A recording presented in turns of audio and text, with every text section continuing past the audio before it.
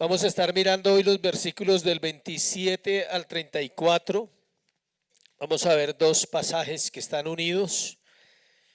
La sanidad de dos ciegos y el milagro de un mudo, que de paso le digo que era sordomudo, no era solo mudo, sino también era sordo, el cual Dios, el Señor Jesucristo, va a obrar en ellos.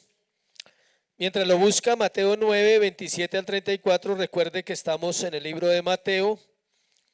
Vamos predicando pasaje por pasaje, texto a texto. Y ya casi terminamos el capítulo 9. Dentro de 8 días terminamos capítulo 9. Mateo 9, 27, 34. Vamos a leer la escritura. Dice así: pasando Jesús de allí, le siguieron dos ciegos, dando voces y diciendo: ten misericordia de nosotros, hijo de David. Y llegado a la casa, vinieron a él los ciegos, y Jesús les dijo: ¿creéis que puedo hacer esto? Y ellos dijeron: sí, Señor. Entonces les tocó los ojos diciendo: conforme a vuestra fe os sea hecho. Y los ojos de ellos fueron abiertos, y Jesús les encargó rigurosamente diciendo: mirad que nadie lo sepa. Pero salidos ellos divulgaron la fama de él por toda aquella tierra. Mientras salían ellos, he aquí que le trajeron a un mudo endemoniado, y echado fuera el demonio, el mudo habló. Y la gente se maravillaba y decía: nunca se ha visto cosa semejante en Israel. Pero los fariseos decían: por el príncipe de los demonios, echa fuera los demonios. Padre, gracias. Háblanos en esta mañana a través de tu palabra. Que sea tu Espíritu, Señor, trayendo la sabiduría que necesitamos, el consejo que necesitamos, aún ser redargüidos, ser instruidos en las Escrituras, Señor. Que podamos entender el texto tal como Mateo lo escribió, que podamos aprender de la Escritura las verdades que están aquí para la iglesia hoy, Señor. Damos gracias por tu palabra y damos gracias por este tiempo en Cristo Jesús. Amén y amén. La enseñanza o el sermón de hoy lleva como título: Hijo de David, ten misericordia. Continuamos con nuestro recorrido por el Evangelio de Mateo y el ministerio del Señor Jesucristo. Cada milagro solo manifestaba que Él era quien decía ser. O sea, cada vez que había una sanidad, cada vez que había una liberación, cada vez que había una resurrección, simplemente se mostraba más al pueblo de Israel que el Mesías había llegado, que el Salvador del mundo estaba ahí y estaba anunciando que Él tenía poder sobre todo lo creado. Tenía poder sobre la vida, sobre la muerte, sobre la enfermedad, sobre la naturaleza, tenía poder sobre todo. Vamos a ver cómo el Señor obró en tres personas: dos ciegos y un endemoniado o un sordomudo. También hay que diferenciar que no todos los mudos estaban endemoniados, no todos los sordos estaban endemoniados. En este caso el texto dice que cuando Él es libre, el mudo habla. Entonces está asociado lo uno con lo otro, pero en este pasaje, en otros pasajes quizás no. Esto nos deja ver el corazón compasivo del Señor para los desvalidos, con aquellos que no tenían esperanza de que alguien les ayudara. Hay datos curiosos, ahora lo vamos a ver, de los ciegos, cómo hicieron para seguir al Señor, porque eran ciegos. Si hay un ciego, pues no puede ver. Entonces vamos a mirar qué pasó allí. Cuando Dios creó al hombre, le dio dominio sobre la tierra.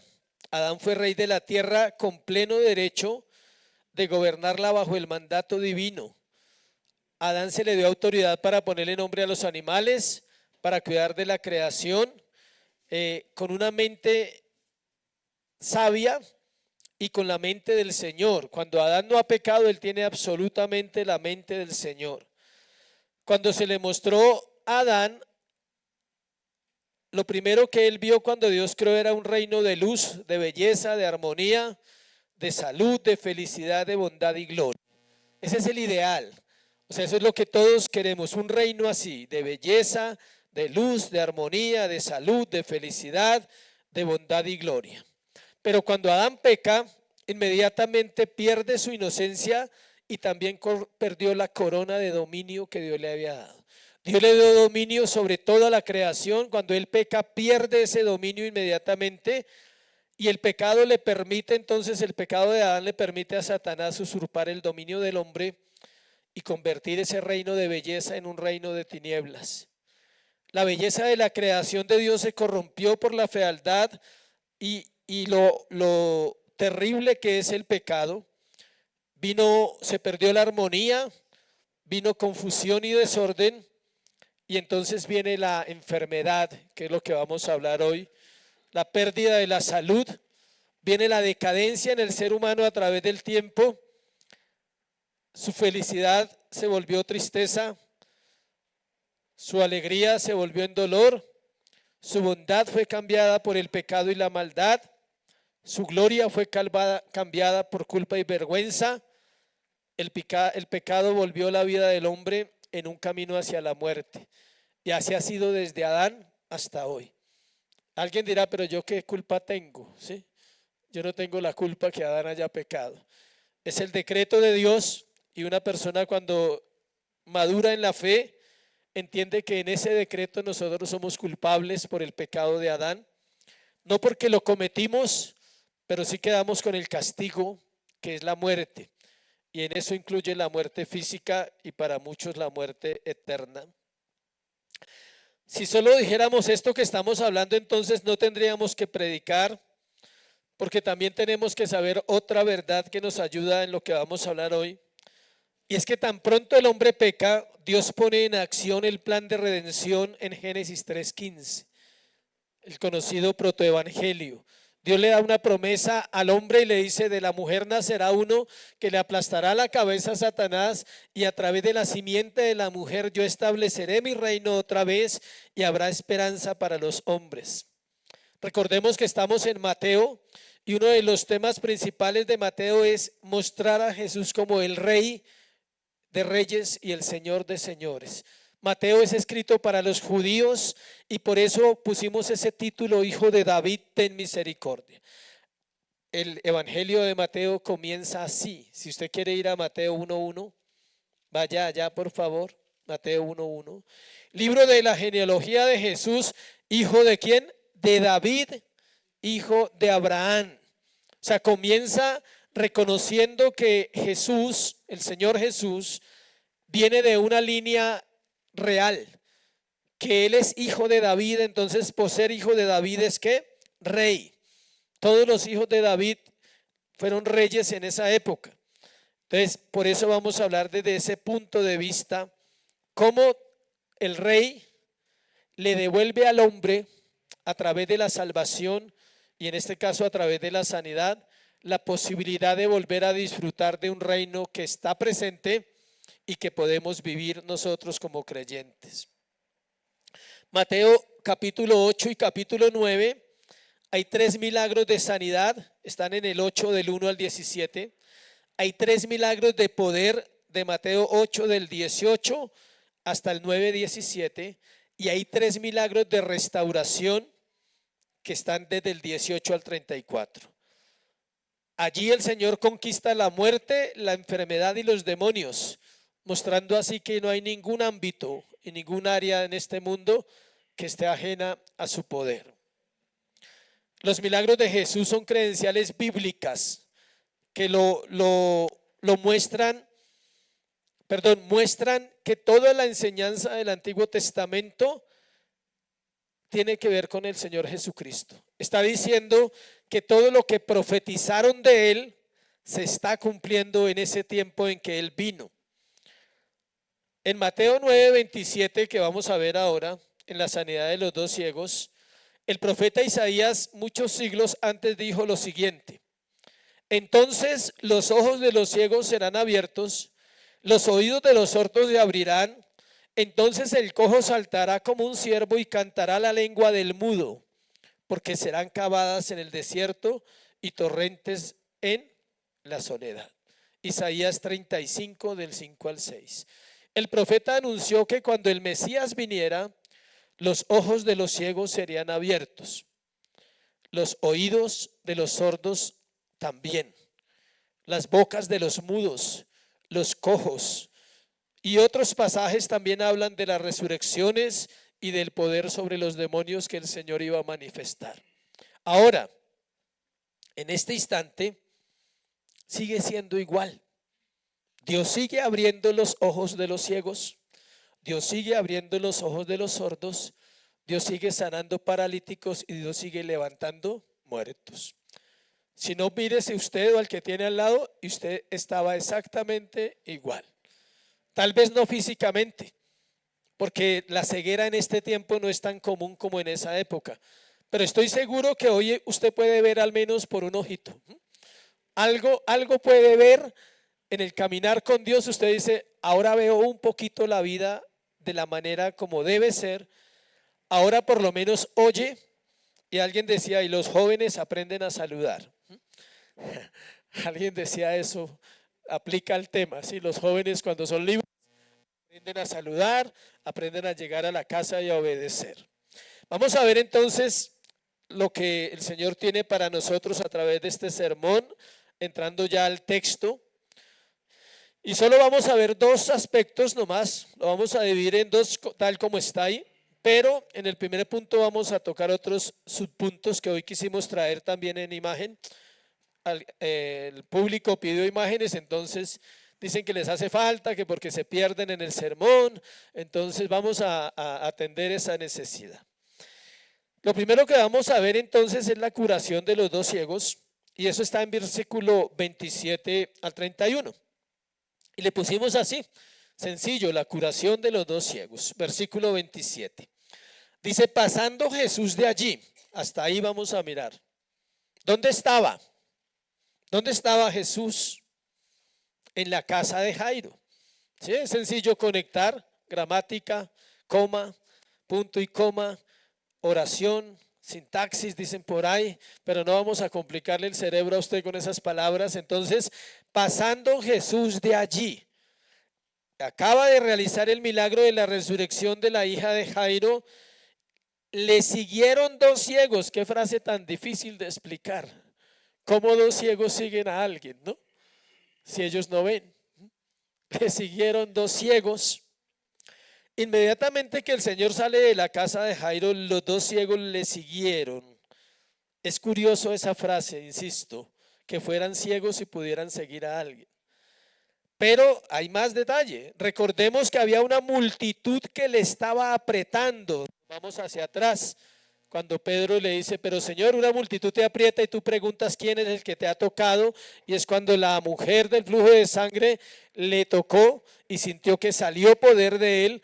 Entonces, para resolver esta frase que no es fácil, alguien tenía que llevarlos. Algunas personas le dijeron, mire a Jesús, no porque eran ciegos.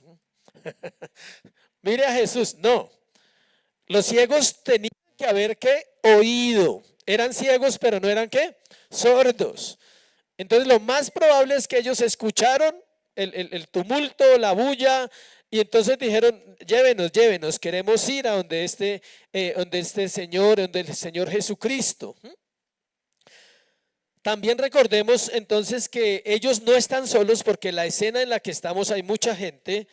Estos dos hombres aparecen en la escena al igual que muchos buscando el favor, pero ellos dicen algo diferente.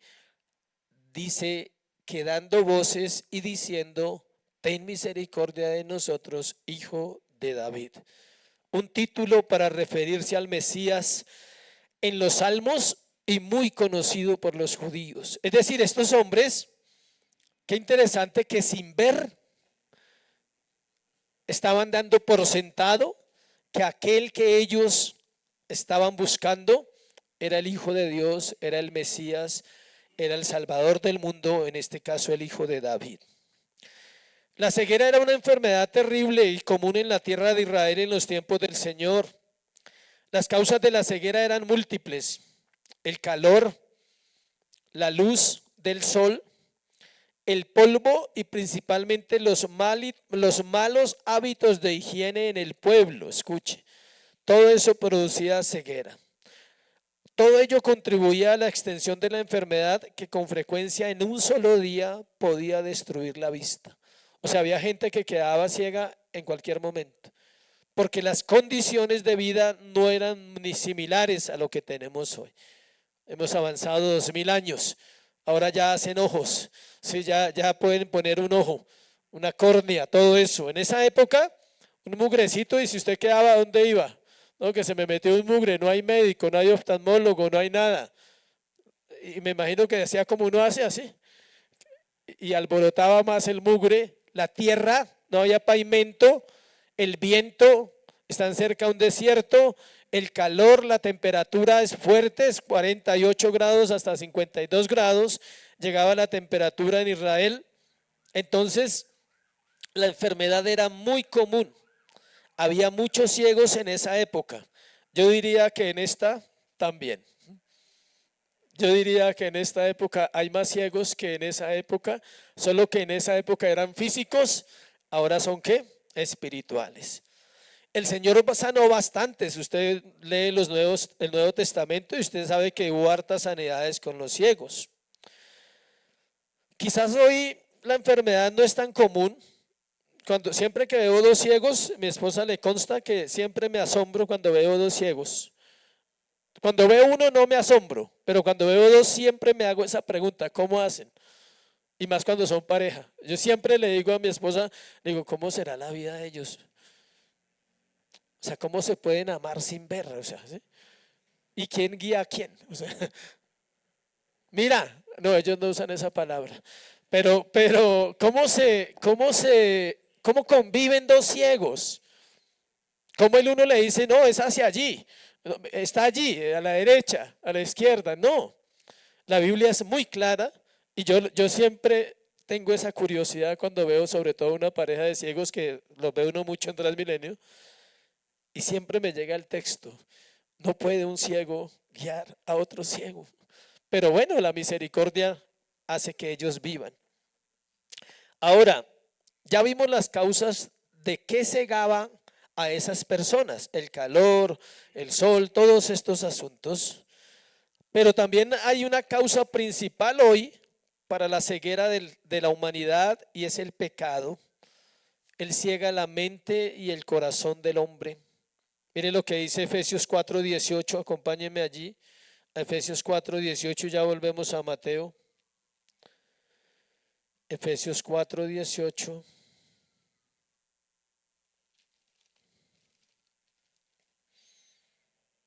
Dice: teniendo el entendimiento entenebrecido, ajenos de la vida de Dios por la ignorancia que en ellos hay, por la dureza de su corazón. Note que el entendimiento entenebrecido tiene que ver con la ceguera espiritual de la mente del ser humano.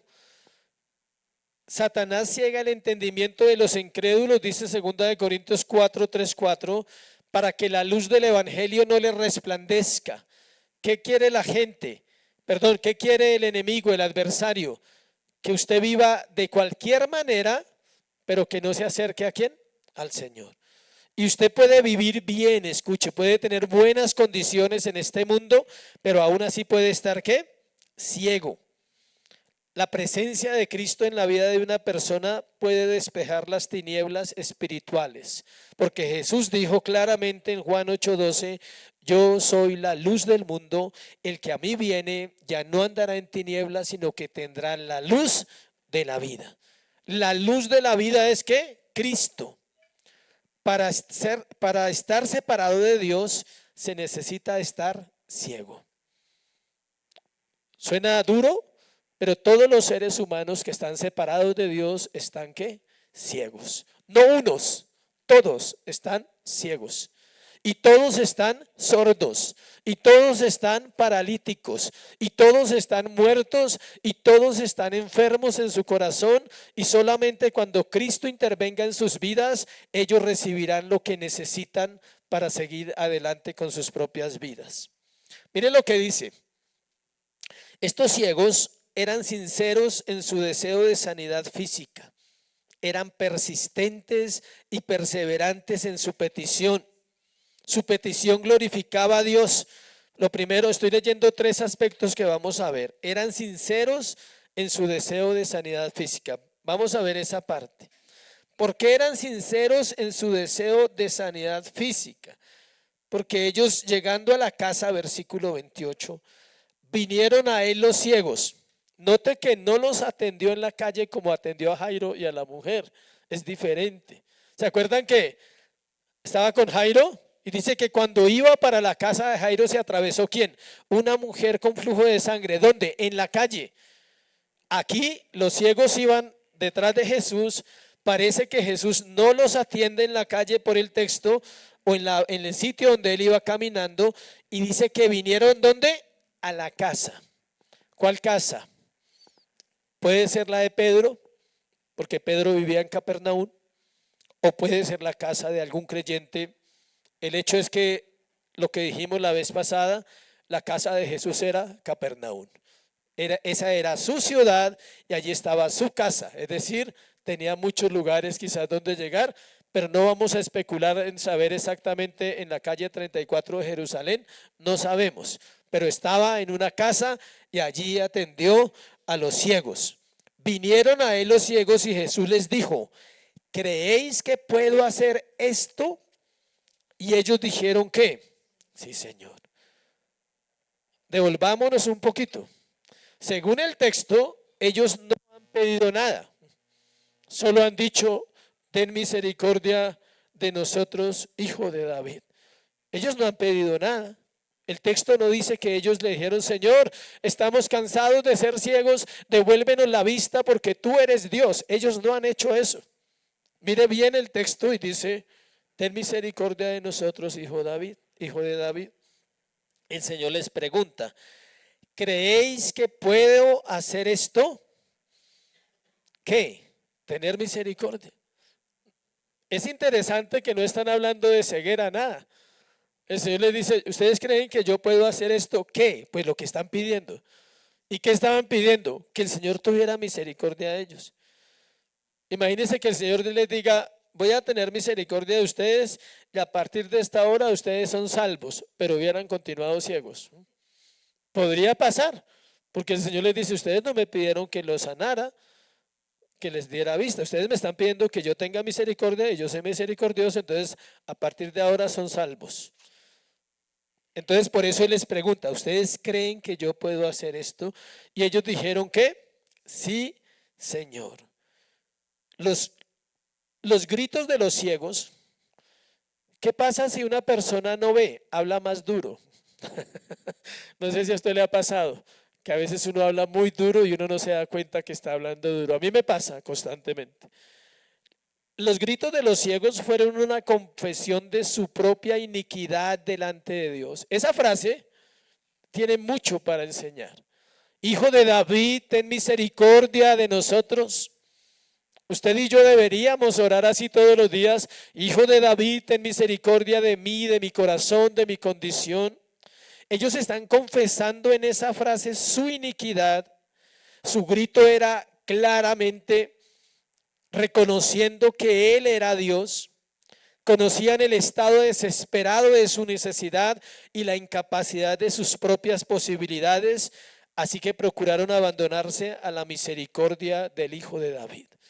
Todos los textos, no los voy a leer, son muchos, del Antiguo Testamento, donde se habla del Hijo de David, están asociados a la misericordia. Las misericordias firmes, ¿a quién? A David. Siempre que usted lea el título Hijo de David, tiene que asociarlo ¿con qué? Con misericordia. La pregunta es: ¿tú necesitas misericordia hoy?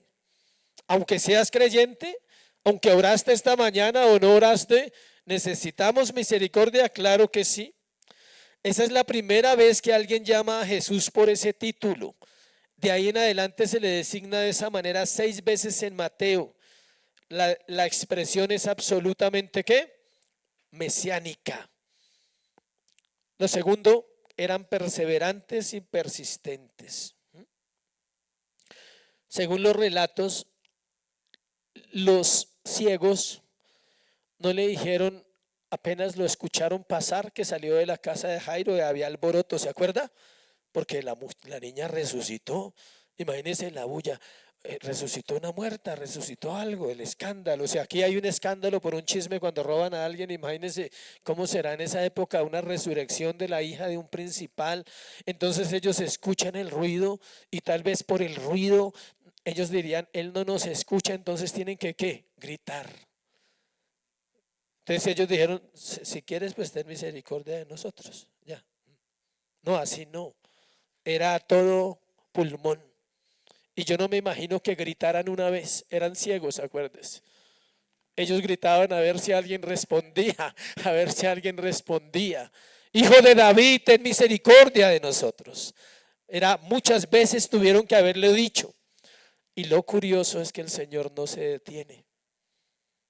Nada. ¿Cómo se sentirían, no? Más defraudados diciendo no nos escucha. Y lo peor es que no sabemos dónde está porque no lo vemos. Alguien tuvo que haberles ayudado a llegar a la casa.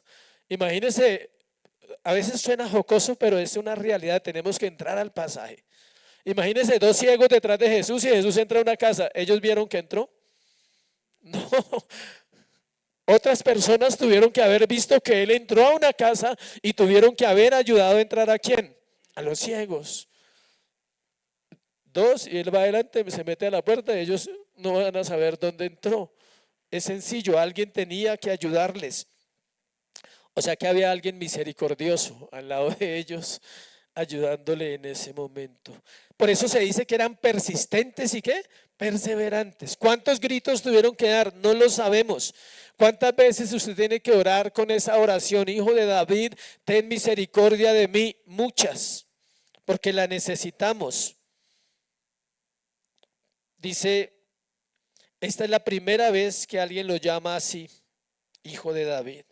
Estos dos hombres acudieron a Jesús no solo con un entendimiento correcto de la gran dignidad que él tenía, sino también con la comprensión correcta de lo indignos que ellos eran. Ese es el secreto de la oración para los que no saben. Usted tiene que acudir sabiendo ante quién está acudiendo, pero también tiene que acudir sabiendo quién es usted. Ellos sabían que ellos no tenían esperanza de volver a ver, simplemente entendieron eso cuando escucharon todo lo que él hacía. Conocían el estado desesperado de su necesidad y la incapacidad de sus propias posibilidades. Así que procuraron abandonarse a la misericordia de Dios. Esa es la actitud de un corazón que el Señor honra y acepta. Una vez más pone de manifiesto que la persona que viene delante de Dios declarando su propia bondad será rechazada.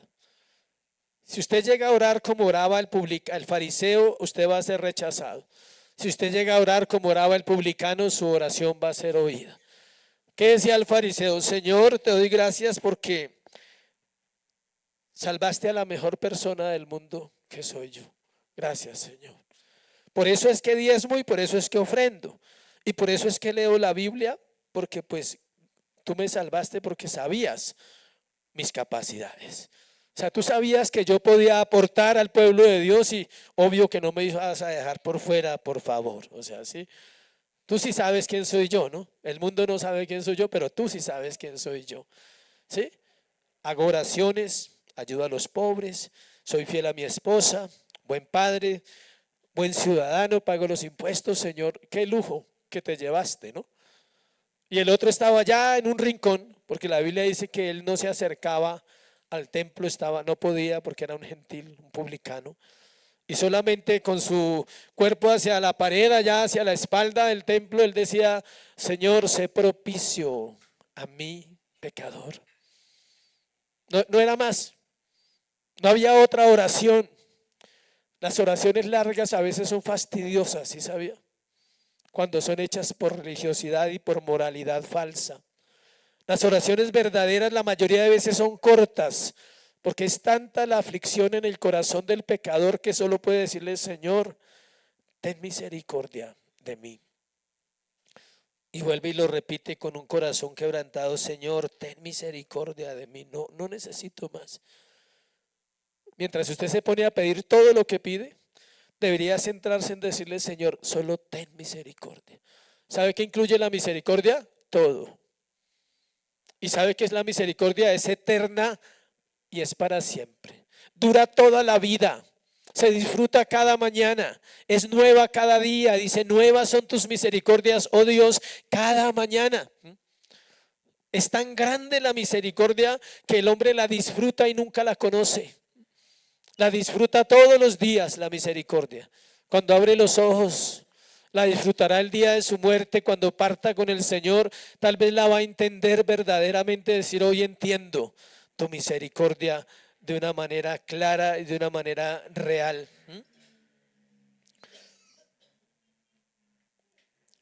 Ellos, lo tercero de ese punto, su petición glorificaba a Dios. ¿Por qué su petición glorificaba a Dios? Porque estaban reconociendo quién era aquel que los podía sanar. Era lo mismo que el Padre Nuestro. Padre nuestro que estás ¿dónde? En los cielos.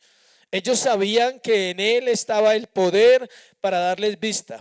Es más, creo que ya hablamos del milagro de un ciego, ¿cierto? ¿Ya se acuerdan que ya lo vimos en Mateo? Ellos ya habían escuchado esa historia de otro ciego que había sido sanado hace poco. Yo me imagino que llegó, imagínense cuántos ciegos habían, si dice que eran hartos. Entonces yo me imagino que el ciego que vio fue y les dijo: ahora veo, me sanó Jesús. Y ellos, yo me imagino que buscaban de alguna manera: ¿dónde está? Llévenos cerca. El alboroto tenía que ser fuerte. Cuando Daniel oró en el libro de Daniel, quiero leer esa parte de Daniel 9:18. Capítulo 9, versículo 18 de Daniel. Acompáñenme allí. Daniel 9. Mire la oración que hace Daniel, que tiene que ver con la misericordia. Inclina, oh Dios mío, tu oído y oye. Abre tus ojos y mira nuestras desolaciones y la ciudad sobre la cual es invocado tu nombre. Mire la parte clave, dice: porque no elevamos nuestros ruegos ante ti confiados en nuestras justicias, sino que en tus muchas misericordias. Nunca se acerque al Señor pensando que su justicia es suficiente para que Él lo oiga. Acérquese siempre confiando en que la misericordia del Señor es la que nos puede ayudar. Jeremías declaró lo siguiente en el libro de Lamentaciones: por la misericordia de Jehová no hemos sido consumidos, porque nunca decayeron sus misericordias, nuevas son cada mañana, grande es tu fidelidad. Lamentaciones 3, 22, 23. El escritor a los Hebreos nos dice que Jesús debía ser en todo semejante a sus hermanos para venir a ser misericordioso y fiel sumo sacerdote. Hebreos 2:17. Pablo nos recuerda las abundantes riquezas de su gracia. Dice: de su bondad para con nosotros en Cristo Jesús. Filipenses 2:7. Y Tito 3:5 dice: nos salvó, no por obras de justicia que nosotros hubiéramos hecho, sino por su misericordia. Él es el Dios de la misericordia para sanar y para salvar. Versículo 28 del pasaje donde estamos allí, seguimos ahí todavía. Ya hablamos que no los atendió en la calle, que los atendió en una casa.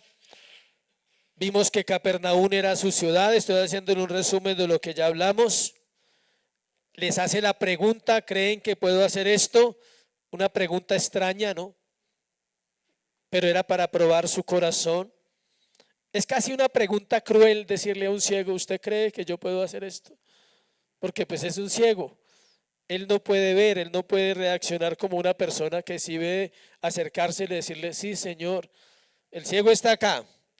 El ciego está acá parado y el Señor está a 2 metros de allá. Él no puede hacer lo que hacen otros. ¿Qué hacían? Ir allá, acercarse y tocar el borde del manto o postrarse. ¿Sí ve la condición de un ciego físico tan terrible? Pero es peor la de un ciego espiritual. Porque el ciego físico sabe que es ciego. El ciego espiritual no sabe que es ciego. Y él cree que ve. Es peor un ciego espiritual que un ciego físico. ¿Por qué? Le repito, porque el ciego físico no se engaña, él no ve y punto. Tal vez no ha visto nunca si nació así. El otro sí se engaña, el otro tiene ojos, pero no ve y vive engañado pensando que él sí ve. Jesús sacó de los ciegos tal confesión. La confesión que él saca es: sí, Señor. Están diciéndole otra vez: sí, tú eres el Señor, tú eres Dios. Eso era un testimonio público para otros acerca de lo que se requería para obtener salvación: creer en el Señor Jesucristo, creer que Él podía hacerlo. Ese sí que ellos dicen era fundamental para que su fe se evidenciara. Podemos citar las palabras de Hebreos 11:6, acompáñenme allí. Podemos citar Hebreos 11:6. El testimonio dice: pero sin fe es imposible agradar a Dios, porque es necesario que el que se acerca a Dios crea que le hay y que es galardonador de los que le buscan. Los ciegos sabían que Él era Dios y que al acercarse a Él iban a ser ¿qué? Galardonados. Y el término Señor se usa como un título de respeto, al igual que se usa hoy en día. Sí, Señor, creemos que tú puedes devolvernos la vista. Ellos buscaron a Jesús como el Señor, no como un hombre de gran dignidad. ¿Se acuerda que vimos en otro pasaje que la gente decía, nunca un hombre ha hecho estas cosas? Para ellos no era un hombre, para ellos era el Mesías. Esto los llevó a la conversión verdadera. El Señor no quería solo que lo conocieran como un sanador, sino como el Señor de señores y el único y verdadero Dios. Versículo 29. Entonces les tocó los ojos diciendo: conforme a vuestra fe, ¿qué? Os ha hecho. Los ciegos son sanados y son convertidos. Dos cosas al tiempo. Una vez más vemos que Jesús sanaba como quería. A veces enviaba la palabra, otras veces tocaba a las personas, otras veces hizo barro, otras veces órdenes, de muchas formas. En este caso dice: les tocó los ojos diciendo: conforme a vuestra fe os ha hecho. No es como los milagreros modernos: recibe sanidad. O sea, no es así. Les pone las manos en los ojos y le dicen: conforme a vuestra fe se ha hecho. Me imagino que fue una manera sencilla, sin subir la voz, nada. Conforme a vuestra fe se ha hecho. ¿Y qué pasó? Inmediatamente los ciegos vieron. Esa declaración fue una expresión de poder. ¿Por qué? Porque la fe determina la medida y con frecuencia la manera de sus dones sobre nosotros. La fe determina la medida y con frecuencia la manera de sus dones sobre nosotros. Todos nosotros, cuando hablo de dones, estoy hablando de regalos, no de dones espirituales. Regalos que Dios nos da y es conforme a nuestra fe. Pero no se le olvide esto: la fe es un instrumento, no es lo que hace el milagro. El milagro lo hace ¿quién? Dios. La respuesta la da Dios. Hay gente que tiene fe en su propia fe, no más. Y siempre cree que es así. Tiene fe en su fe. Pero no es así. La fe es un instrumento, es un medio de gracia. Acuérdese lo que dice Efesios 2:8-9. Por gracia sois salvos por medio de la fe, y esto no de vosotros, pues es que don de Dios. Alguien ha dicho sabiamente que la fe es la mano del corazón, la acción, la fe. Entonces, mientras más grande es la mano, mayor es la cantidad de bendiciones que Dios derrama sobre una persona. Romanos 10:17. Así que la fe viene ¿por qué? Por el oír, y el oír de la palabra de Dios. Cuando hablo con personas en las consejerías aquí en la iglesia, normalmente nunca hablan de que no tienen fe, solo tienen problemas y solo tienen luchas en sus vidas personales o en sus relaciones. Tienen muchas luchas, pero nadie llega y le dice a uno: pastor, tengo un problema de fe terrible. O sea, quiero que me ayude con eso. Nadie le dice a uno eso, pero por lo general uno voltea la situación y llega a la conclusión de que esa persona lo único que tiene es un problema ¿de qué? De fe, porque no cree que el Señor pueda obrar en su vida. Es curioso, cree que lo salvó, pero no cree que lo pueda ayudar ahora. Usted cree que el Señor lo salvó, claro, pero usted no cree que puede trabajar en su carácter. Y la razón por la que las personas no tienen fe es sencilla. No tienen contacto con la Escritura. No leen la palabra, no la estudian, no estudian en la iglesia, no necesitan de nada de eso, porque ellos son yo con yo. Primera de Yo 1:5, o sea, yo solo puedo. Ese es el versículo de aquellos que dicen, yo no necesito estudiar, yo no necesito que nadie me enseñe. Claro que sí lo necesitamos. Versículo 30, y los ojos de ellos fueron ¿qué? Abiertos. Y Jesús les encargó rigurosamente diciendo, mirad que nadie lo sepa. Y los ciegos desobedientes, salidos, ellos divulgaron la fama de él por toda aquella tierra. Esto me confrontó mi vida mucho y ya le explico por qué. Porque aún recibiendo soy desobediente. Acaban de recibir un milagro, acaban de ver y les dicen, por favor cállense y no le cuenten a nadie. Y salidos, ellos divulgaron la fama de él por toda parte. Eran muy obedientes estos ciegos. O sea, no demoraron nada. O sea, eso es como cuando usted sale de la iglesia y por la tarde pone al contrario de lo que recibió en el sermón, igualito. Cuando usted en el sermón aprendió algo y por la tarde vaya a hacer lo contrario, los ciegos. Sí me estoy explicando, así eran los ciegos. Esa es la gran necesidad de los ciegos. Pero ellos no se centraron solo en su necesidad. Se centraron en Él, escuche, en Él. Ellos miraron a Dios en Él. Ellos dijeron, ten misericordia de nosotros. La manera como Él iba a tener misericordia de ellos quizás no era devolverle la vista, pero Dios es perfecto, dijo, la vista la necesitan. Necesitan la vista, no solo la salvación, necesitaban ver. Sucedió al instante, recibieron luz física, pero sobre todo luz espiritual. Sus ojos físicos vieron y su corazón recibió lo que necesitaban. ¿Qué? Misericordia. Necesitaban misericordia. ¿Usted quiere ver? Necesita misericordia. Si usted quiere entender hoy en la vida cristiana como es para este tiempo, necesita misericordia, porque vivimos en un tiempo lleno de tinieblas, lleno de maldad, donde el cristiano no logra discernir qué está pasando. Necesitamos ese tipo de misericordia. El Señor les dice que no hablen del milagro con nadie. Era difícil. Yo creo que el Señor los perdonó, no se preocupe por eso. Bueno, no vaya a entrar en dilemas teológicos ahorita. Él tuvo que haberlos perdonado inmediatamente, porque imagínese usted es ciego y ve, usted sale corriendo, o sea, usted no va a ir mudo allá y llegar y todo el mundo sabe, o sea, nadie sabe que usted ve, pero usted ve. Imagínese la emoción de llegar a la casa, quizás ya no tenían hogar, o volver a la familia y decir, ahora veo. ¿Quién lo sanó? Jesús. Pues Jesús empieza a regar. Era muy difícil esa orden, pero no justifica. Igual desobedecieron.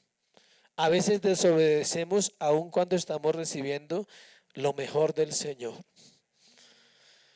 La razón por la cual Él les dio esta orden era porque conocía lo que iba a pasar. Eso no fue una orden ahí. No quiero ser famoso y no me gusta la fama. No, el Señor sabía lo que iba a pasar en versículo 34. Ahora vamos a ir allá. Se lo adelanto, pero los fariseos decían, por el príncipe de los demonios echa fuera los demonios. Ellos sabían que su fama iba creciendo y él sabía que la oposición de los fariseos iba siendo más que fuerte. Otro más dirían, otro ciego que ve, otro paralítico que se levanta, otro sordo que oye, y ellos no querían entender que Él era quien decía ser. Esa era la razón por la que les dijo que no le hablaran a nadie del milagro. Versículo 31, ellos divulgaron la fama del Señor cómo habían sido ciegos y cómo ahora veían. Toda persona que los conocía debió asombrarse. ¿Y ahora ven? Sí. ¿Quién los sanó? Queremos conocerlo. Imagínense todos los ciegos que ellos conocían y decirles, ahora vemos. Yo creo que los ciegos decían, yo quiero ir a donde Jesús. Las autoridades también se preguntaban qué iba a pasar, en qué iba a parar todo eso si seguían sanándose miles de personas quizás. No todos los días aparecía alguien con tanto poder como el Señor Jesucristo, y no todos los días se vivió eso en Israel. Él dice, bienaventurados los que vieron eso. Dice, bienaventurados los que creen sin ver. No necesitamos ver milagros, su vida es un milagro. Si no le basta esa, tiene problemas de fe usted. Si usted no le basta creer que su vida es un milagro, que la salvación que Dios ha hecho en usted es un milagro, así vea usted lo que vea, no va a pasar nada. Nosotros podemos ver todo eso. Y el Señor juzgó a Capernaum después, porque en la ciudad donde Él más hizo milagros, ¿dónde fue? Capernaum. Y dijo, tú Capernaum, dice, y los confronta y les dice, todos los milagros que hice, si Sodoma y Gomorra los hubieran visto, se habían ¿qué? Arrepentido y convertido. Porque simplemente la gente buscaba ¿qué? Milagros. Segundo, el milagro sobre un hombre mudo. Versículo 32 al 34. Mientras salían ellos, ¿quiénes? Los ciegos. Perdón, los que habían sido ciegos. ¿Sí? Porque uno no ve la gramática rápida, uno la entiende después. Y uno le pregunta a la iglesia, ¿quiénes salían? Los ciegos. No. Los que habían sido ciegos ya no son ciegos. Mientras salían ellos, los dos ciegos, he aquí le trajeron un mudo endemoniado. Algo curioso de algún comentarista decía que quizás los ciegos fueron los que llevaron al mudo, pero no tiene fundamento. No tiene fundamento, en eso se equivocó y es un hombre muy reconocido. Pero él decía eso y yo decía no porque ahí no dice que ellos hayan sido. Dice, mientras salían ellos, he aquí le trajeron. Ahí es claro que no fueron ellos, sino que otras personas traían ¿a quién? A un mudo endemoniado.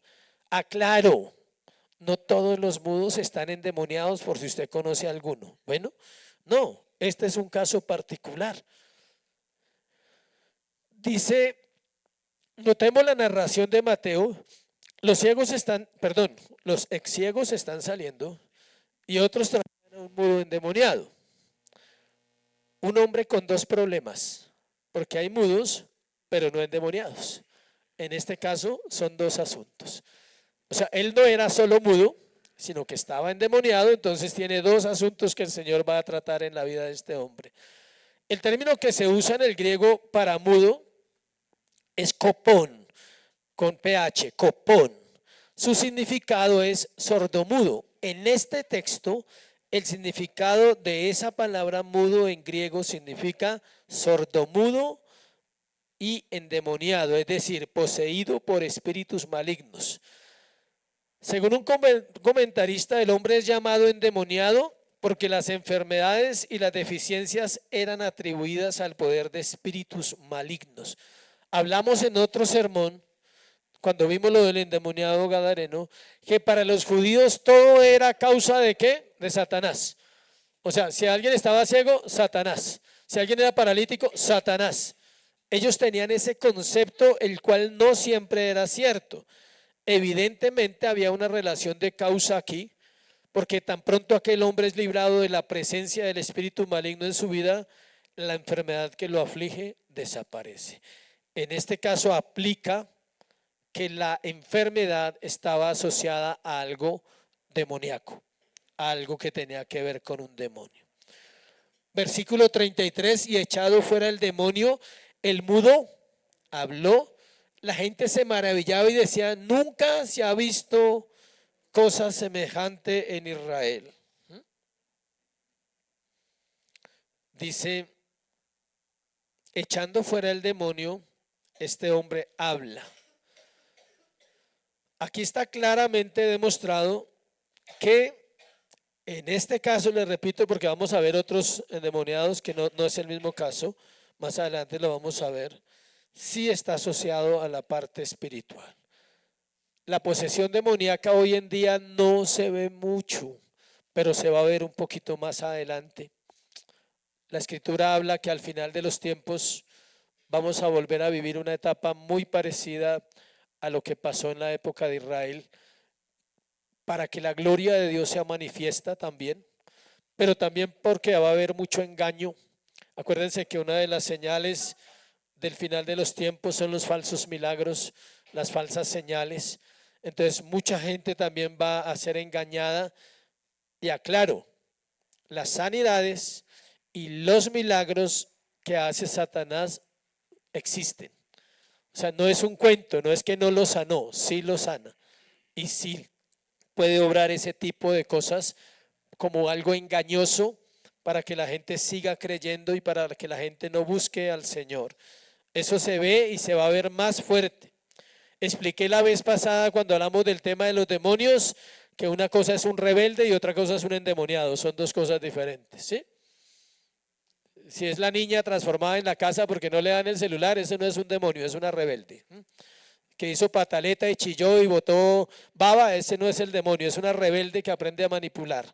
Es el niño rebelde que aprende a manipular en casa y que hace pataleta cuando no le concede. Desde niño hace la pataleta y cuando grande hace la pataleta. De niño la hace en la casa y de grande la hace con la esposa. O viceversa. La niña la hace en la casa y la hace ¿con quién? Con el esposo. ¿Por qué? Porque hay una diferencia abismal entre algo que es espiritualmente demoníaco a las obras de la carne, que es donde está la lucha de la famosa doctrina de la guerra espiritual, que es falsa.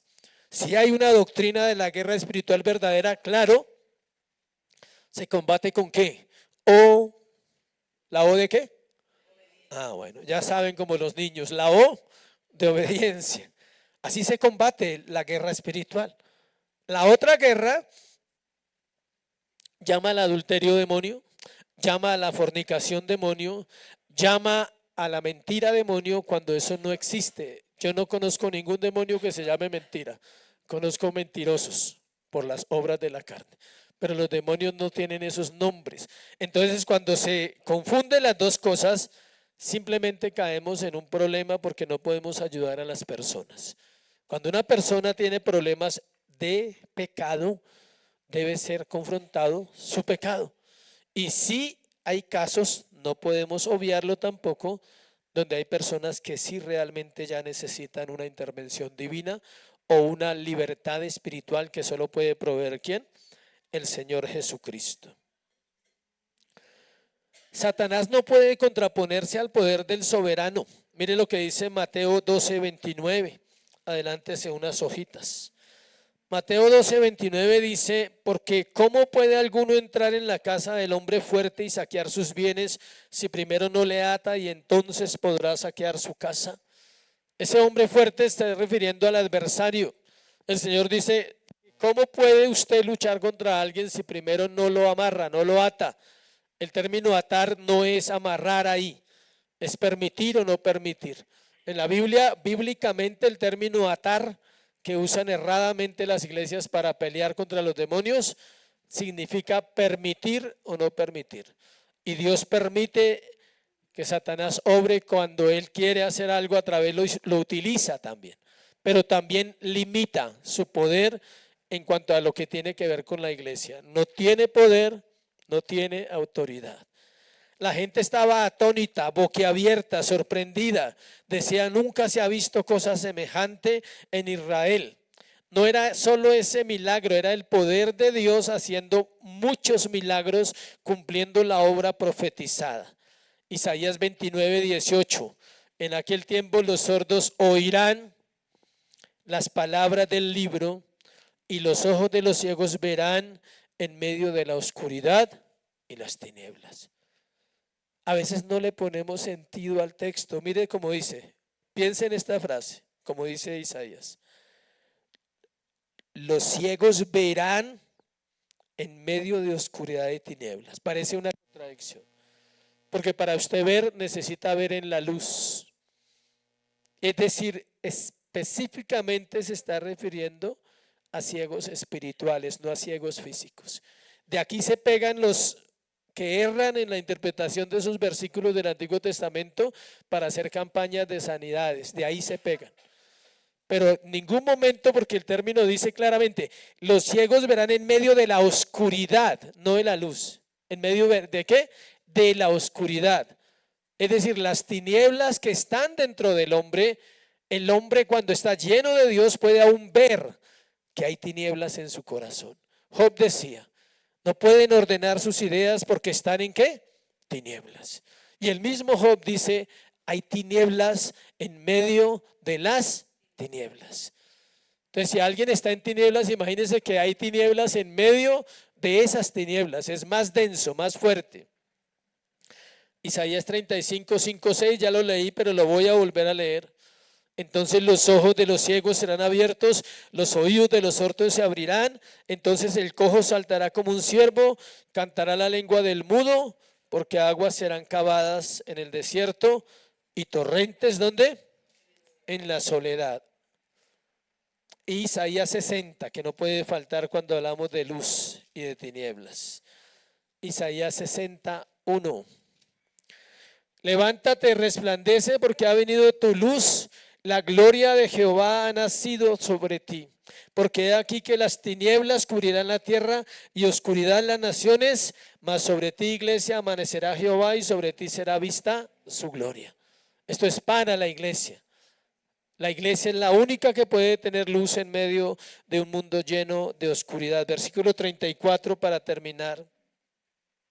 Pero los fariseos decían por el príncipe de los demonios, echa fuera los demonios. No vamos a profundizarlo porque hay otro pasaje más adelante que habla de la blasfemia contra el Espíritu Santo. Es un pecado muy delicado, el único pecado que Dios no perdona. La oposición no se hizo esperar. Esta vez los fariseos pisaron terrenos que tienen que ver con la condenación eterna, con la ira del Señor. No sabían lo que decían. Podía costarles perder su alma en el infierno lo que acababan de decir. Eso les va a costar su alma a muchos de esos fariseos, les costó. No les va a costar, le costó. Porque la Biblia dice que los fariseos van delante en la fila al día del juicio. Estaban blasfemando contra la deidad de Dios, adjudicando los milagros del Mesías a Satanás. Estaban diciendo que el Señor Jesucristo no echaba fuera a los demonios por el poder de Dios, sino por el poder ¿de quién? De Satanás. Esa actitud fue la que al apóstol los llevó a cometer el pecado imperdonable. Mateo 12.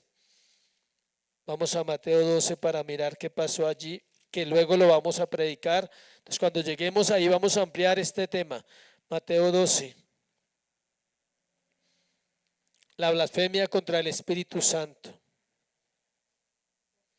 Es cuando ellos hacen lo mismo y dicen que por Belcebú él echa fuera los demonios. Y ahí es donde el Señor da la enseñanza en versículo 26. Si Satanás echa fuera a Satanás contra sí mismo, ¿qué?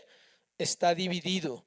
¿Cómo pues permanecerá su reino? Si yo echo fuera los demonios por Belcebú, ¿por quién los echan vuestros hijos?